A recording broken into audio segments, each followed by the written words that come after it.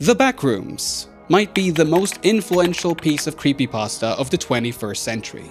So far. It became so popular it hijacked the definition of liminal space to basically mean an empty public place with creepy vibes, rather than a neutral area designed for traversal. A literal and metaphorical space between spaces. You, yes, you, most likely use or see at least one such space literally every single day. You leave your apartment and walk down the stairs to the front door?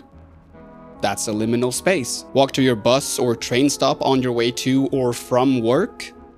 Another liminal space. Hell, the distance between your bed and your bathroom might constitute a liminal space, depending on your floor plan. There's nothing inherently unnerving or unsafe about those places. A single, uncredited 4chan post from May 12th, 2019, allegedly written by a member of the Something Awful forum under the alias Black August, changed that perception.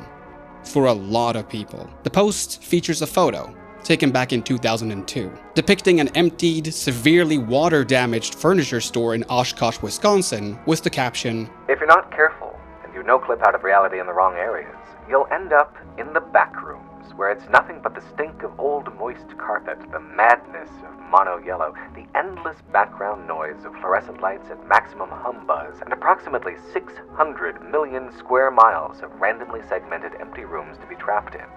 God save you if you hear something wandering around nearby, because it sure as hell has heard you."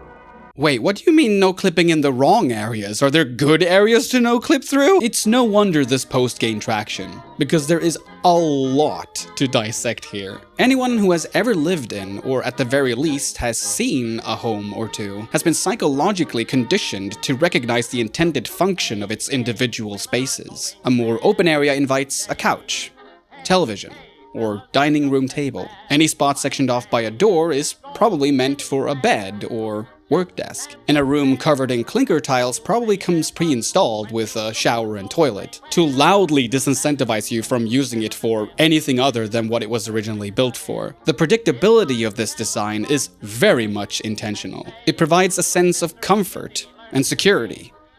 Everything you would want from a place to call home. Looking at that photo from the furniture store, there's no clear function to any of it. No clear vision of where anything is supposed to be. It's just a series of disconnected walls, covered in similarly yellowish yet differently patterned wallpaper. The composition of the photo obfuscates the existence of an exit, or even an entry, complementing the idea that this could indeed be part of a 600 million square mile complex. The author of the 4chan post uses contemporary lingo like no-clip, a strictly video game related term, meant to describe the removal of collision between the player character and their environment, allowing them to phase through any and all level geometry. But the author also references something older.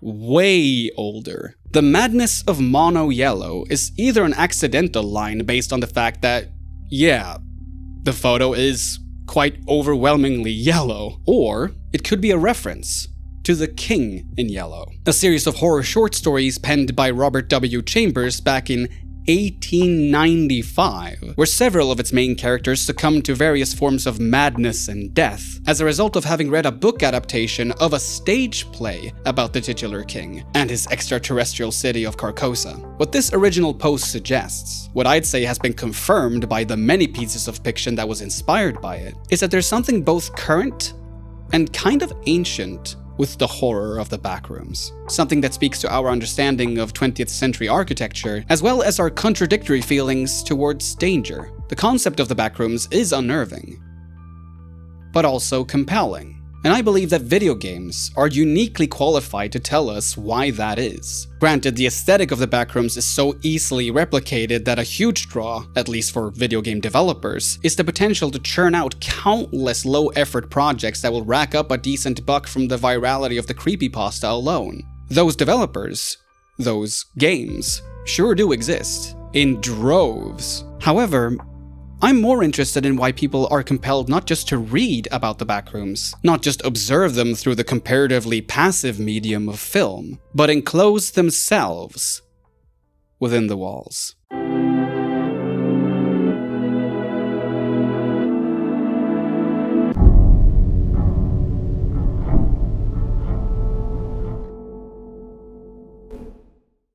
Shane Reiner Roth wrote the following for the Architect's newspaper. The backrooms appear carelessly designed and expediently detailed, a reflection of a built environment that has largely been shaped by financial abstractions.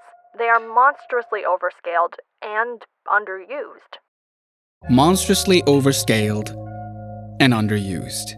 Yet within that void, both developers and players have derived infinite meaning.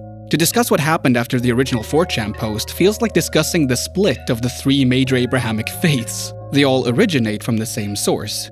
But then came the crossroad, where people started moving in vastly different directions. Some have decided that the backrooms consist solely of spaces reminiscent of that original photo.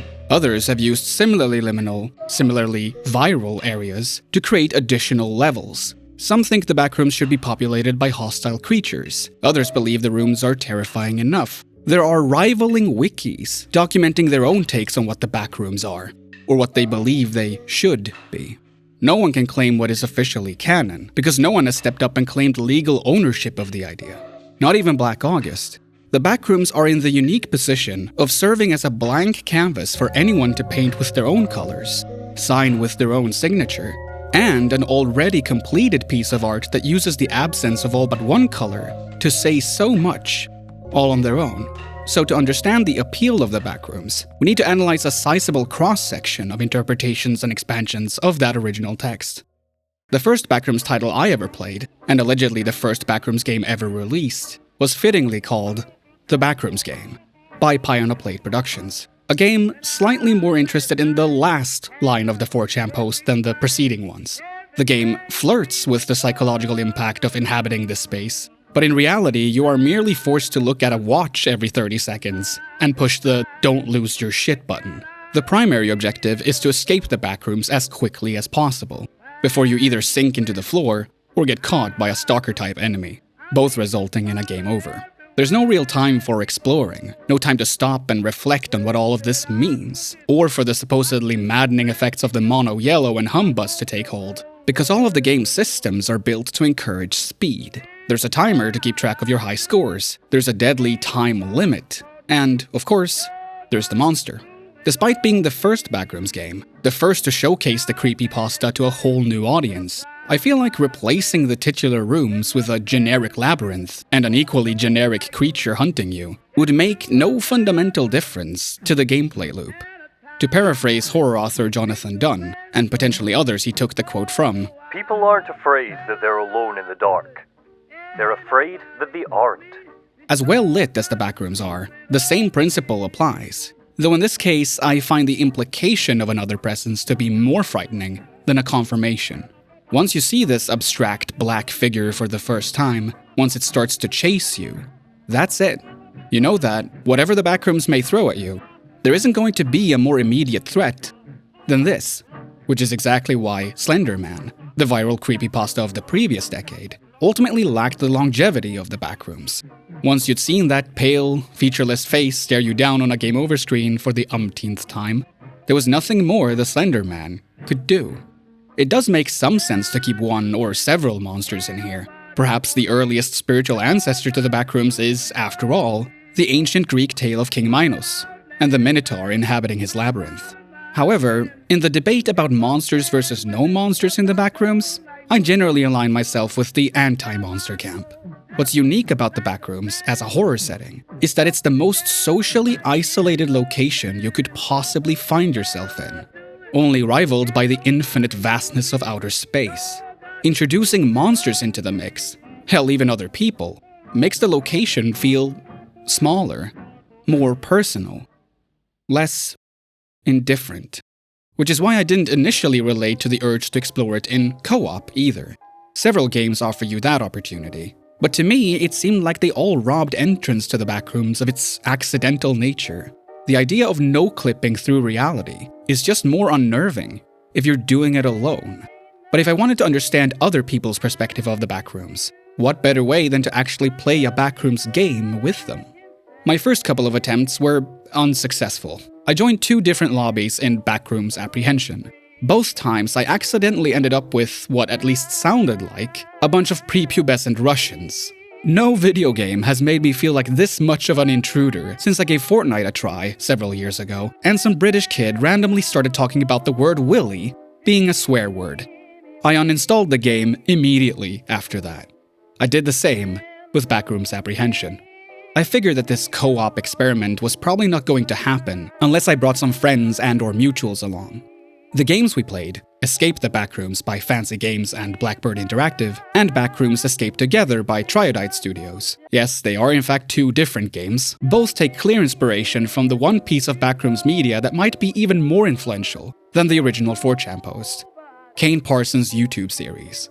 I would explain who this guy is, but given that the first episode of that series currently has 87 million views, and his feature film follow-up has made close to $300 million at the global box office, chances are fairly high you already know his story. But for those who are not in the know, Parsons' take on the material birthed the Async Research Institute, the organization responsible for the accidental spread of the null zones that cause people to end up in the backrooms. Async themselves use what they call the threshold to enter and conduct research and various experiments within the backrooms. And that's your co-op game, right there. You have a collaborative goal, as well as a perfect excuse as to how you all managed to end up here together. My experience with both of these games can be summarized within my first 9 seconds with Escape the Backrooms. I look around, quickly familiarize myself with the movement controls, I turn a corner, and there stands Backseat Streams, wearing a Santa outfit.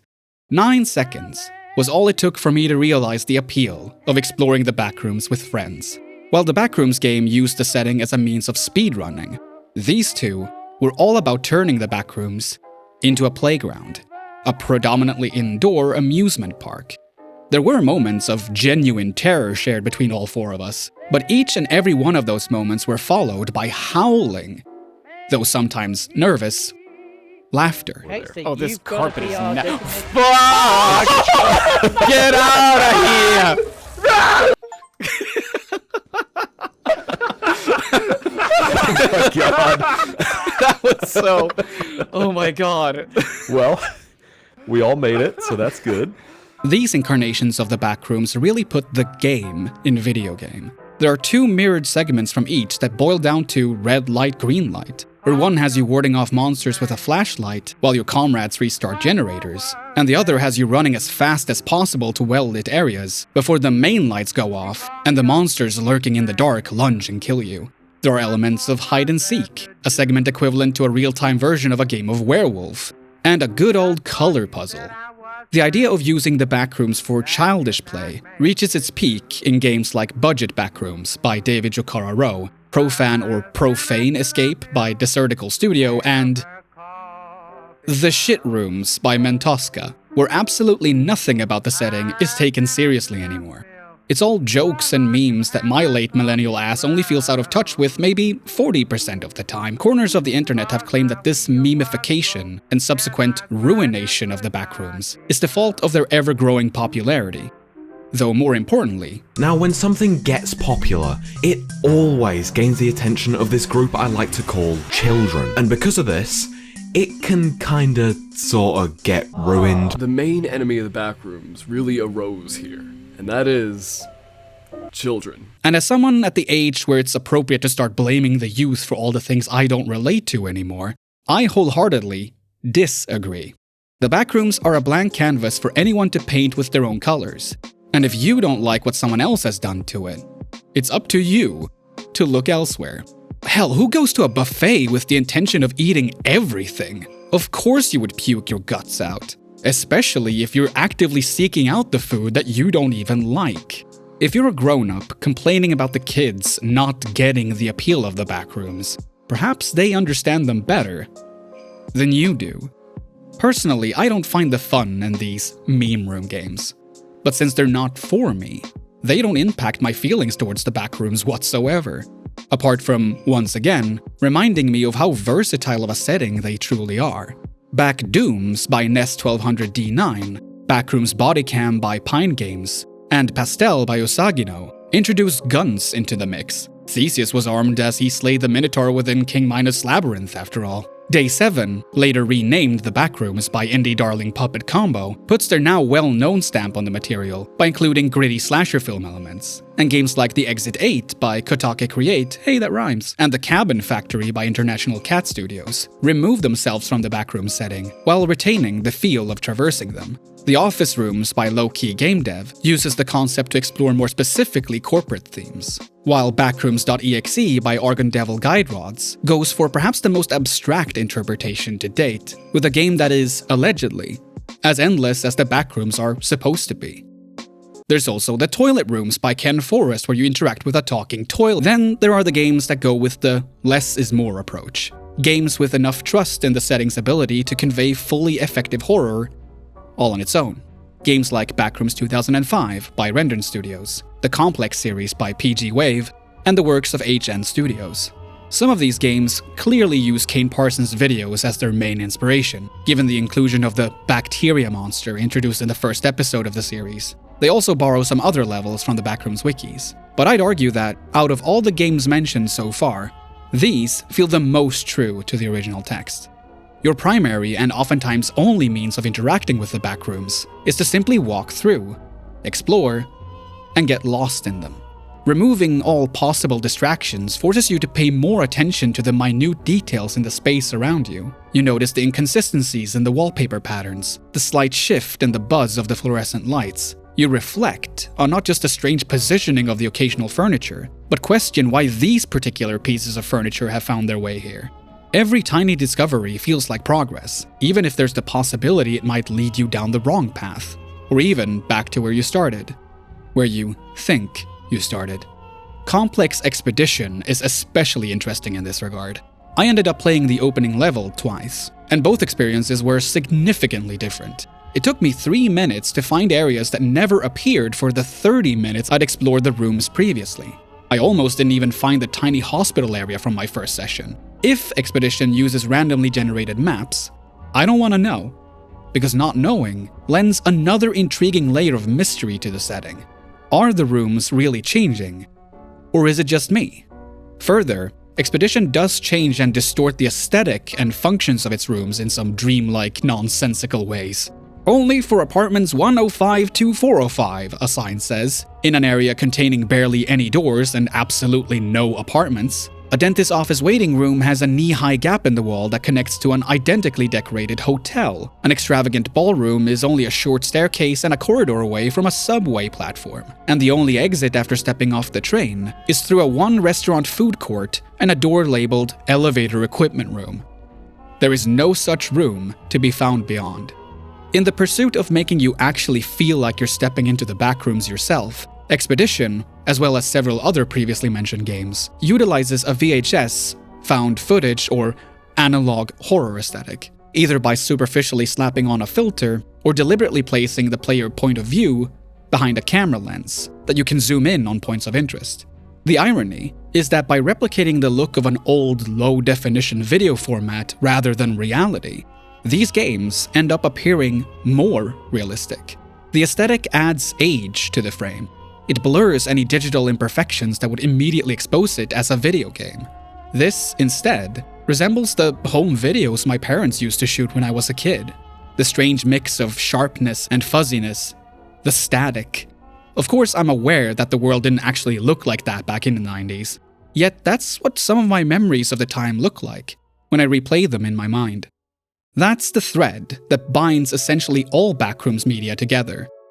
Nostalgia. The photo from the original 4chan post was taken in 2002. It depicts a store emptied of all its contents, a void begging to be filled once more. The video games have you playing like you did as a child. They transport you to a world that doesn't make sense, but that feels new, scary, but exciting, like how the real world used to feel.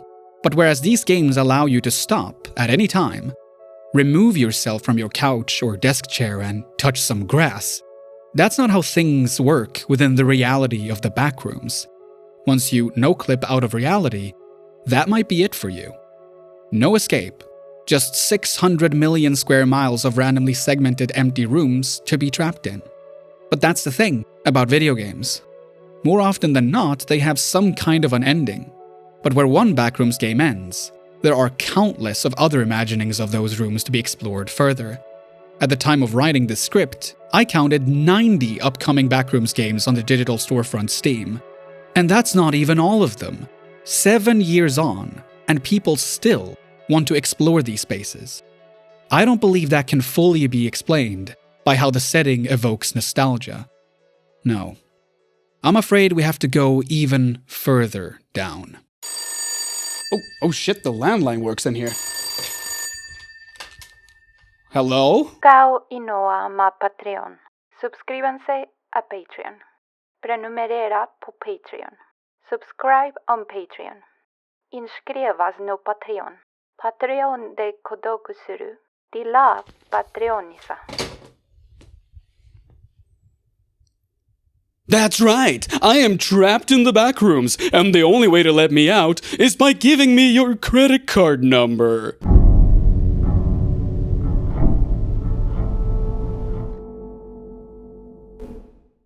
Fully understanding the Backrooms requires an interdisciplinary approach, combining literary theory, more specifically the theory of chronotopy, if that's even how it's pronounced, philosophy, game studies, affective neuroscience, psychoanalysis, and digital ethnography. While my co-writer S. Lauftre and I are certainly no experts in, well, any of these fields, we're both neurodivergent enough to give it a try. We'll start by stripping the Backrooms down to their bare components. Like, the carpet is not just a carpet. It's a specific, cheap, damp, yellowish carpet flooring that says office building and waiting room and maintenance budget all at once. The carpet is a memory anchor. It's the smell and the texture that make the space feel real, relatable. The sparse decorations and furniture likewise evoke feelings of being stuck in a corporate work environment. Chairs, so many chairs, tables and desks, sometimes computer monitors and keyboards. The constant low fluorescent buzz of the light fixtures is teeth-grinding. It's not loud, but it's always there, and it makes your attention thin and brittle. The light is also sickly, flat, unflattering. It makes faces look wrong, and distances feel longer. The only guidance provided by the Backrooms consist of exit signs that point nowhere, doors that look like exits but aren't, arrows that loop back on themselves. These are the building blocks. Put them together and you get a place that is familiar and wrong at the same time. That is the uncanny. Not the unknown, but the known that no longer fits with our notions of normality. Lecturer Samantha Stephen and Swiss psychiatrist and neuroscientist Dragana Favre both point this out, that the uncanny is the return of the familiar as strange. That the Backrooms are a liminal mirror where the return is stretched into a long, slow experience. Time in the Backrooms is not linear. It's a vicious medium. Favre says it perfectly. It stretches. It dilates within borderless, directionless, endless time. Modern anxiety is often about time, the future, the lack of closure, the endless postponement of meaning. The Backrooms make that anxiety visible. They turn waiting into architecture. Favre reads the Backrooms as a kind of contemporary catabasis, a descent into the unconscious, one that often refuses the classical return to the surface. Instead of a hero coming back with knowledge from the depths of hell, you get endless corridors and repeated textures, sounds, and smells. The descent becomes an endless trudge without catharsis, no observable transformation within the player character. Even in the Backrooms video games where escape is technically possible, there's no lesson to be learned. It's also unclear if the player character makes the trip back to our reality, or if that luxury is only reserved for the camera they've been carrying. Here we find one of the contradictory appeals of the Backrooms. On one hand, it's a place similar to places in our own lives, through which we are perpetually moving, always uncertain, never with a clear destination in sight. It reflects our contemporary worries about increasing economic vulnerability, irreversible environmental changes, and political forces which may strip our conveniences and rights away on a whim, no matter who or which party you cast your ballot to every 4 years. If you even have that privilege, you're thrown into a world that has objects of meaning, carpet, lights, furniture, signage, but the practices that make those objects meaningful are gone.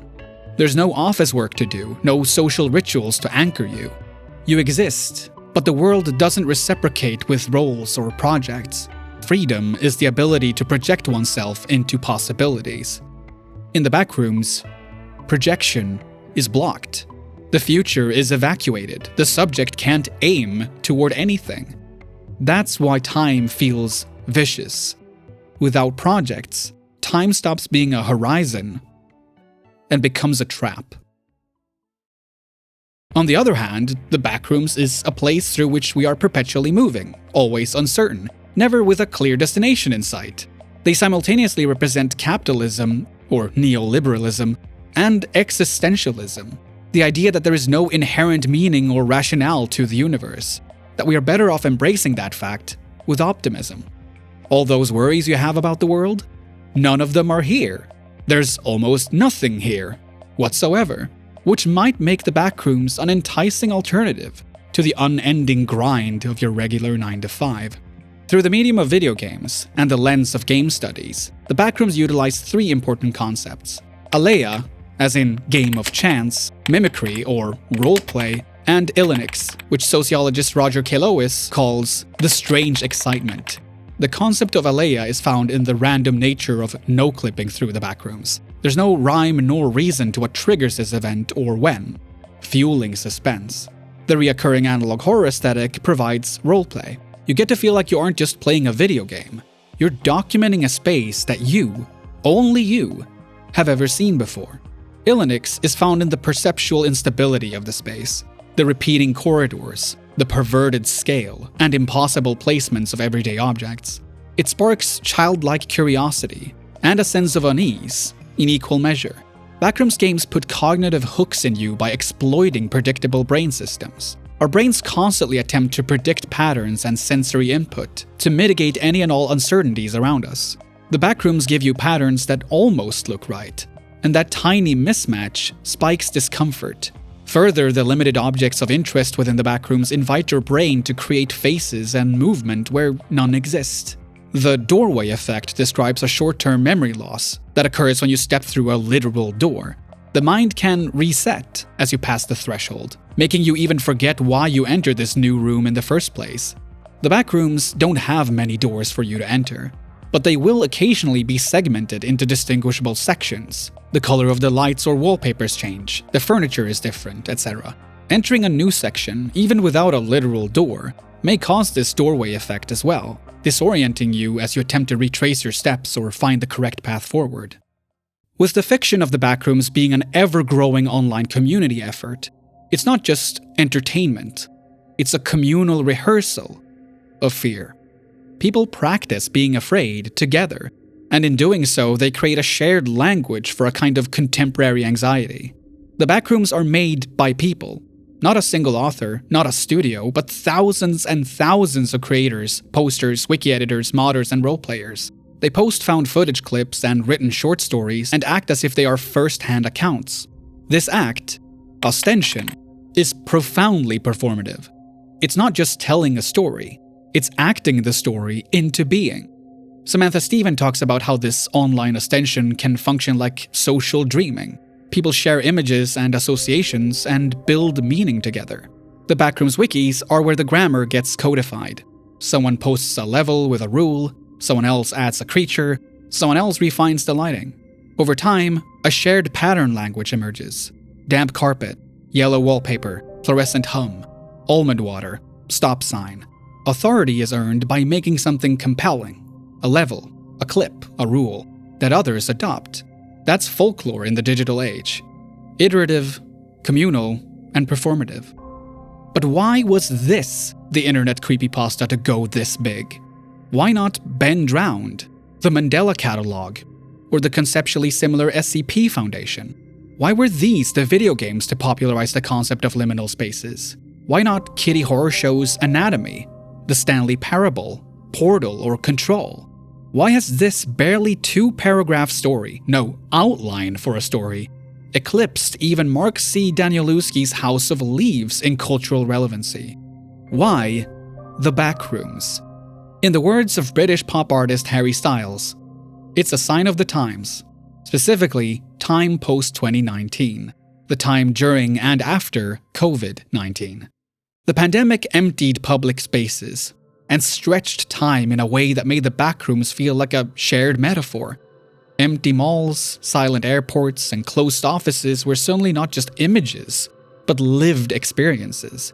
The backrooms turned these images into a myth that let people externalize their isolation. In a time where the future felt suspended, a myth about being stuck in a corridor resonated deeply. The World Health Organization declared the end of the pandemic back in 2023, a contentious decision, but the backrooms remained the pink elephant that, once mentioned, you can't stop thinking about it. The backrooms did to liminal spaces what abandoned ghost town Silent Hill did for fog. You simply can't look at an empty office or waiting room or train station or hotel corridor without thinking about the backrooms. The backrooms are still around because we never left. Or they never left us. At the end of the day, the backrooms matter because they are a communal means of holding modern unease. They're not tidy. They don't give you a moral. They give you a place to stand and feel the weight of a present that seemingly refuses to end. They let strangers meet over a carpet seam and a hum and build something together. That shared recognition, the simple human act of saying, "me too," is a ritual. It's intimate, and messy, and beautiful. Video games in the genre of horror allow you to face your fears head-on within a safe and controlled environment. Video games inspired by the backrooms are no different in this regard. They allow us to partake in this shared ritual of artistic creation and expression, and since they are the only kind of backrooms media that makes you a fully active participant, perhaps they may even work as a form of exposure therapy for all the anxieties that helped birth the backrooms in the first place. Now, here's the part where I do the video essay trope of telling you all that this video was never about the backrooms at all. Well, a lot of it was, and a lot of it still is, but what I really wanted to talk about all along was pools.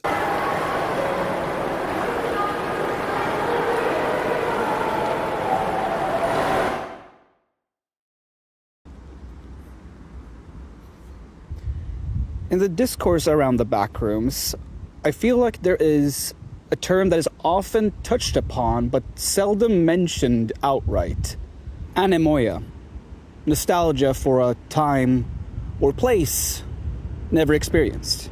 The backrooms feel like something you've seen before, somewhere you've been to before, but they are merely an amalgamation. Maybe they make you reminisce about visiting one of your parents' workplaces as a kid, but unless they worked in that particular furniture store in Oshkosh, Wisconsin, it probably didn't look like this. A place that often looks very similar, regardless of where you are in the world.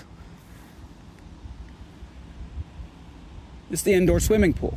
It's a place I'm boldly going to assume the majority of you have been to, especially or even exclusively during childhood. Maybe you went there for swim school, to have a fun time with family and friends, or both. This is gonna be the highlight moment of the blooper reel. Just me sitting here waiting for cars to pass by and complaining about the weather. Oh, look, another car, hello. The white clinker tiles on the floor and walls, the cyan-tinted water, the tube-shaped, colorful water slides. Those indoor pools are still here today. Like this one right behind me. But if you're anything like me, you probably don't visit them as much as an adult, which makes every visit inherently nostalgic. Pools is a game by Finnish studio Tensori, and not that it matters too much to this analysis, but it's also one of my favorite Backrooms-related video games. Sharing DNA with the works of artist Jared Pike, Pools contains many of the elements explored in the previous part of this video, but observes them through a comparatively softer, rose-tinted lens. The seemingly endless maze-like structure and occasionally impossible level geometry evokes similar feelings of disorientation and unease as the Backrooms. But unlike that corporate-coded setting, the indoor pool is commonly associated with free time, relaxation, and fun. The pool is not a reflection of our contemporary worries. It's an escape from them. We're born from water. We are partially made of water. And since we all spent 9 months before our lives even began in water, it's reasonable that we are drawn to it. just like how some adults will still sleep in a fetal position. Personally, I don't believe that the dream pools, as Jared Pike would call them, compel people because they miss their childhood. I mean, do you really want to relive puberty? No. I believe what we miss is freedom. Being unburdened by obligations we never asked for. Having time to enjoy the experiential and aesthetic beauty of life. And the dream pools are beautiful. Eerie, absolutely. But beautiful nevertheless. And in the case of the game Pools, safe. Not 10 minutes into my first session with the game, I stumbled upon a large open room with a hole in the floor. By the edge sat a green jumping board, as if to dare me to be willingly devoured by the bottomless gaping maw below. I walked past the hole a few times, observing it, until my curiosity forced me off the steering wheel. Except, when I finally took the plunge, the maw spit me right back up. I tried again, same result. Death isn't permitted here. I contemplated why I'd even made the attempt, twice no less. I didn't want to die. I didn't want to risk having to redo all the progress I at least thought I'd made. Yeah, I was curious, but why? It got me thinking about Junji Ito's short story, The Enigma of Amigara Fault, where an earthquake reveals a rock face covered in holes in the exact shape of every resident of the nearby village. Against their better judgment, with no other justification than, well, this is my hole. It was made for me. The villagers enter, one after another, only to reappear as twisted, spaghettified monstrosities of their former selves on the other side. In the pursuit of personal purpose, of finding their place in the world, they were willing to blindly take a chance on something that would ultimately destroy them all. A commentary on a kind of self-destructive predestination society forces us all into, perhaps. But if this hole, in Pools, was made for me, it didn't want me. It denied me fulfillment of my curiosity, as well as my deadly fate. The only reason I can give for my actions is that I was simply looking for something to happen. Anything, really. Not because the game itself was starving me of things to do or see, but because regular life can sometimes starve you of those freedoms. Either by not allowing you enough free time, or because by the time you do get to spend it freely, your everyday obligations have squeezed you out of every ounce of energy you had left for the day. Calling them dream pools is accurate. The aesthetic alone is certainly dreamlike, but more importantly, they feel like a visually pleasing dream that you may hop in and out of at your leisure. There are dream pool video games that liberally play around with the concept just as much as the Backrooms. Pools isn't devoid of haunting imagery either. The human-shaped statues, perhaps the calcified remains of the people who traversed these halls before you, certainly give a foreboding impression. But as a player, Pools leaves you be. Like an art gallery, it's more interested in leading you along to bear witness to all of its artistic expressiveness, lulling you into its calming ambience.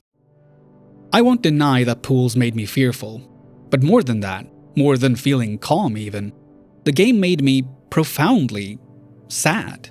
Not in a crying my eyes out kind of way, the kind that starts pushing or pulling inside your chest.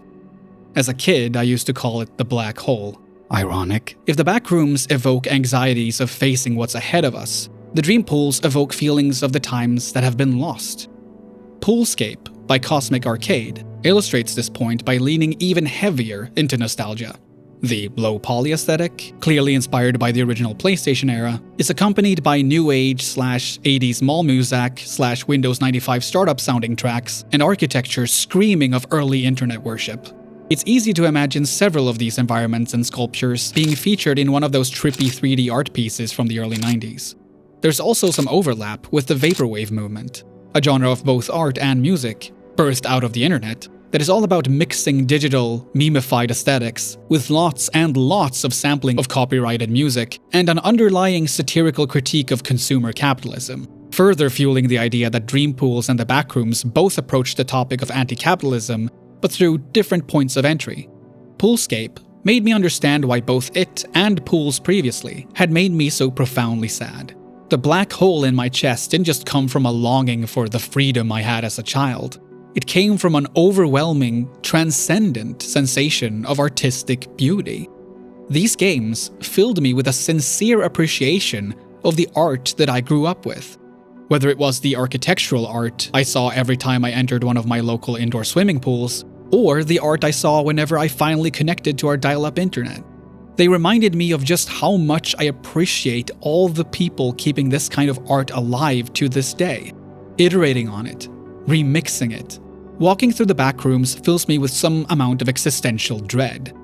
Pools, poolscape, the whole idea of dream pools just makes me fucking love the world and every single one who helps bring beauty into it.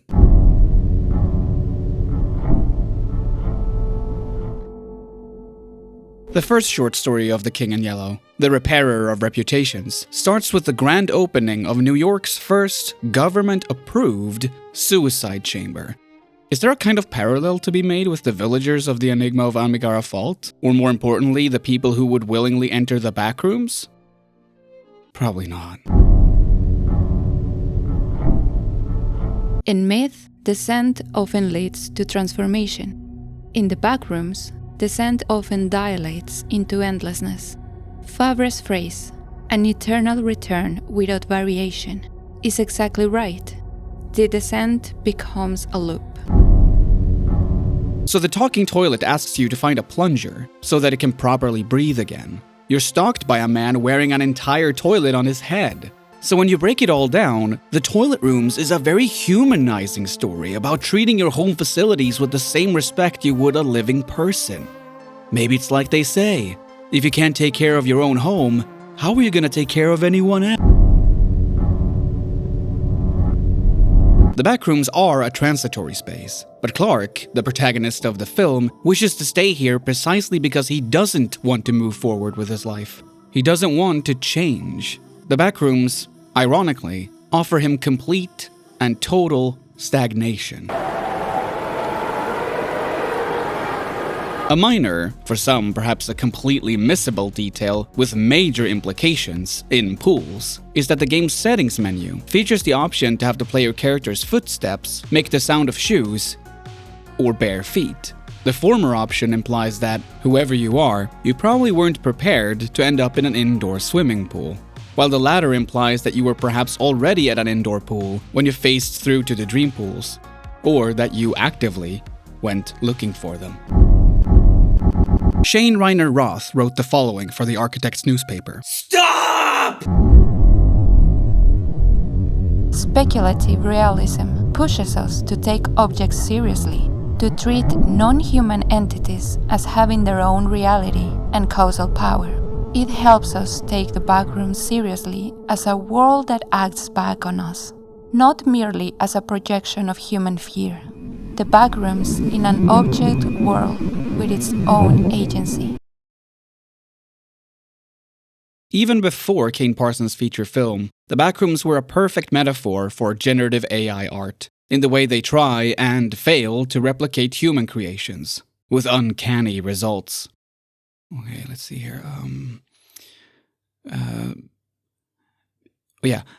Musician The Caretakers' Everywhere at the End of Time project became hugely important to the Backrooms community because of its old-timey, nostalgic samples, and because it's about a patient going through all the stages of Alzheimer's disease. The Backrooms could, likewise, be read as the place where one's sense of reality, our sense of self, will ultimately die. Does that cover all of it? I feel like there's more I have to, or things I should say, but...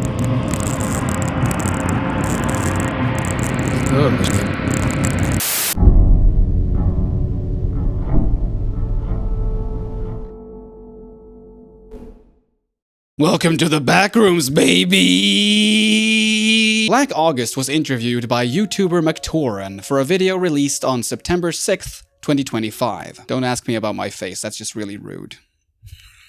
There are some tiny, yet significant holes in the story he tells about having written the original 4chan post about the Backrooms. For one, there is no definitive proof, due to the anonymous nature of 4chan. And when August is asked to make a convincing case for his authorship, all he really says is that one of his friends can back up that it's his writing style. He then uses the example of his friend telling him that the line about the fluorescent light bulb is just so typically him. And if we're being really pedantic, there is no mention of a light bulb in the original 4chan post. If you're gonna try and prove that you wrote it, I mean, it would be a bit more convincing if you correctly remembered what you supposedly wrote. While McTaurin believes in Black August, even he introduces the video by saying that all other pieces of evidence are believable, but circumstantial. However, regardless if he wrote the post or not, his attitude towards the Backrooms as a creative outlet is genuinely inspiring. Say he did write the thing, knowing full well that hundreds of thousands of people took the concept and ran with it, some of which ended up making a Hollywood feature completely without his involvement. As much as he would like to be credited for the original idea more often, he says he has found peace with it. He speaks fondly of Kane Parsons' work, and is more than happy about the Backrooms being essentially public domain. To my personal delight, he's also opposed to the idea of the Backrooms having been ruined by silly entities and lore fixation. The way I feel, people can do absolutely what they want with the concept. Because, like, Backrooms as a monsterland can fit conceptually just as easily as the Backrooms as a complete isolationist emptiness. You can make it surreal, you can make it just generic horror. What I appreciate about the idea is the flexibility of it, how you can't really put a definition of it. Because I see the Backrooms as kind of being built upon what setting you have them in. It's a very the medium is the message kind of mentality. He then continues by bringing up video games specifically. Since the concept is just, treat your setting as a video game, in the sense that you go out of bounds. And what happens out of bounds in the game? You find test maps, you find cut content, you find things that were just put there as a joke. You might find an entire other game. Part of the fear and thrill is that you have no clue what might have been left outside of view, what was left that you were never meant to know about or interact with. If Black August didn't create the Backrooms, he has a perfect understanding of their artistic appeal, as well as how they can be uniquely applied to the medium of video games. It surprises me that out of all the Backrooms games I've tried and completed, very few have explored the meta aspect of video game creation that Black August touches upon here. Like, the only example I can come up with at the top of my head is that Doom WAD, My House. Is that the only one? When you use the literal no-clip command, you actually end up in the Backrooms? That's actually kind of genius. Some more games should do that. That's not lost potential, though. That's just potential not yet realized. And if the popularity of the Backrooms are going to remain for the foreseeable future, I'm certain that someone is going to take that idea and make something glorious out of it. The Backrooms are the antithesis to everything I dislike about today's video game industry. It's not an intellectual property hoarded and guarded by a billion-dollar corporation that lays off its workers while continually making record sales figures. At least, not yet. It's not spearheaded by a self-proclaimed auteur with a large ego. It's not restrained by publishing deals or unworkable deadlines. There's no design document that demands how a Backrooms game should be played or how it should look. There's no barrier to entry. You could start making your own Backrooms video game right now. Heck, you could make a text adventure out of it using only pen and paper. When the world is what it currently is, when artists are disrespected and discarded in favor of generative AI models, the Backrooms stands as a reminder of the joy of collaborative, human creation, of how art can be used to vent our collective frustrations, and how we can face those frustrations together. We're all stuck in this maze called life. We didn't have a choice in the matter. But at least we get to build this one ourselves. If you like this video and want to see more Backrooms related stuff, well, there's more than plenty to find here on YouTube, but you could also head on over to my Patreon page, where I've posted a behind the scenes look, a bonus video of our session playing Escape the Backrooms and Backrooms Escape Together, and a blooper reel. And those are just some of the perks you get when you pay as little as $1 a month at patreon.com/pimscript. I hear an old podcast might make its return over there in the near future. Wouldn't want to miss that, now would you? Now, with all the plugging out of the way, I want to thank all my existing patrons for making this video possible. And a special thanks to all of you who are currently paying $5 or more. They are Anaday, Callum Wally, Chromatophorium, Eben Phantom, Emilia Krantz, Emmeline, Eric Hamilton Schneider, Håvard Kugerud, Jesse Gender, Kalis, Labis, Losty, Nicole, Rowan, Sethsard, TB Skyen, 10 Tiny Kittens, and Vinders. I also want to thank S. Lauftre for co-writing the script, as well as providing the makeup, Rowan Woodcock for the thumbnail, Hamish from the YouTube channel Writing on Games for editing the script, Noah Gervais, Delaney from Infinite Snow Productions, Monty Zander, S. Lauftre, and Talis the Introvert for providing their voices, and Backseat Streams, Super Spy, Infomercial, and Mantron for helping me get the co-op game footage. Now I want to finish things off with a confession. In my scary movie video, which I made approximately 300 years ago, I implied that the feature-length Backrooms film would probably turn out bad, simply because they would remove the Backrooms from their creepypasta origin. Now that the film is out, I have to admit I was wrong. If anything, the film seems to have significantly impacted continued engagement with the original text. Heck, even Kane Parsons himself went back and added another entry to his original video series after the feature film was completed. The Backrooms were not ruined by entering cinemas. They were merely exposed to a larger audience. So yeah, I was wrong. And in this case, I'm very glad I was.